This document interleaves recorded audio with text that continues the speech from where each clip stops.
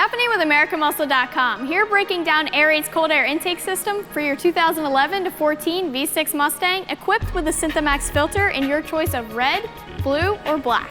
The Airaid system here has been one of the more popular systems for the S197 V6 Mustang, and it's really easy to see why, with the quality, appearance, and more importantly, the performance these kits have been able to provide.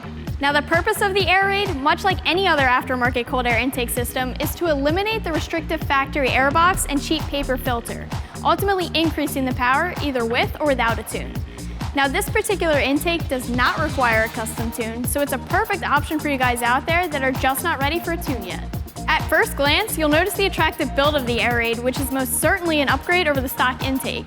In addition to the great appearance of the intake itself, like the signature retro molded intake tube, we also have all of the hardware and couplers needed to complete the package.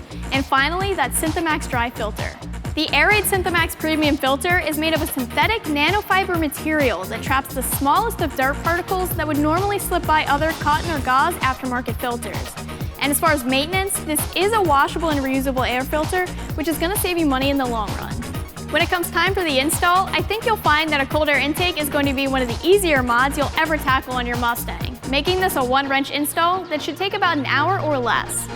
Removing the factory intake and swapping in the new one is something that can easily be done using a few basic hand tools. So we have the intake installed. Now it's time to see how much power we can expect using the Airaid.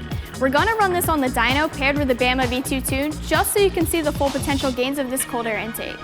With our baseline run in the books, let's make another pull in the dyno and see how we made out.